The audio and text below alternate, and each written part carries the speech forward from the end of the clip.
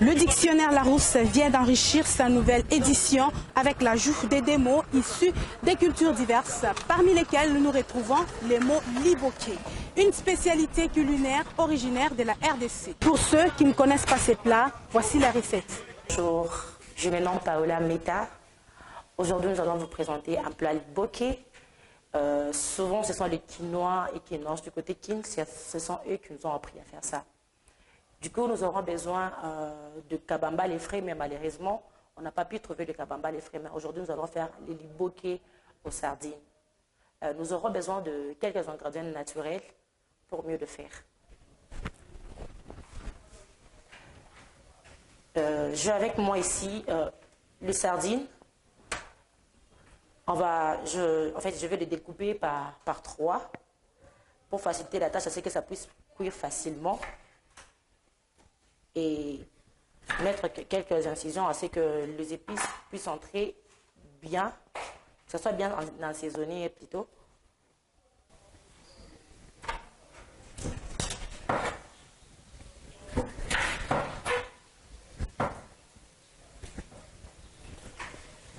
Ok, je finis à découper. Là, nous aurons besoin d'assaisonner notre liboké.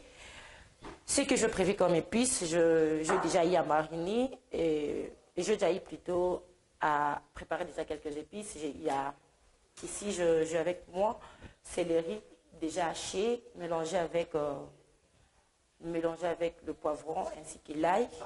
Et là, j'ai le muscade, j'ai mon oignon, j'ai un oignon et là, j'ai l'aromate poisson et là, j'ai l'aromate standard, en fait, ça on pourra l'utiliser même dans le légume et tout. Et comme accompagnement, certains aiment bien manger des liboké avec le foufou, avec du riz.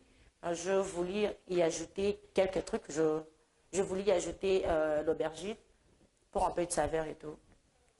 Du coup, nous allons fermer pour l'assaisonner Donc,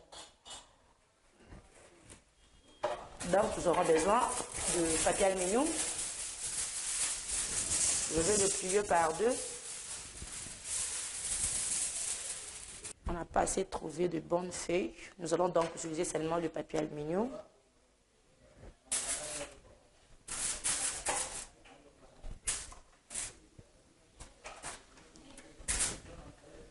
Et là, je prends juste un peu de mes épices.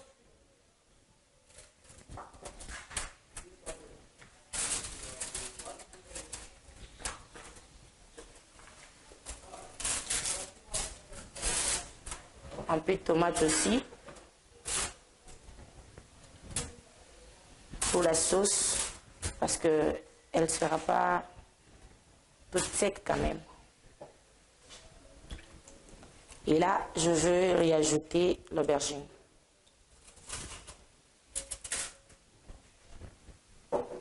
Et à la fin, on va mettre l'huile et un peu d'eau. On met au feu. Ça va prendre au moins une affaire de 45 minutes, que ça puisse bien cuire.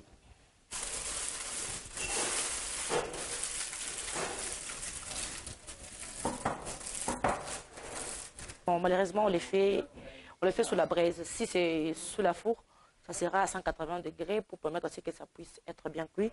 Ce ne soit pas un peu saignant à l'intérieur.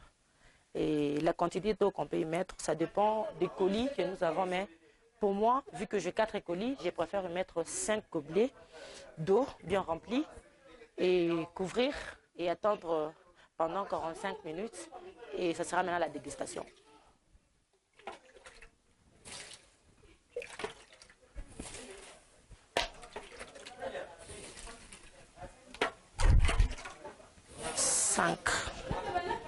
Et après que ça sèche, on va y rajouter encore un peu d'eau. Ces plats traditionnels et populaires est un élément essentiel de la gastronomie congolaise.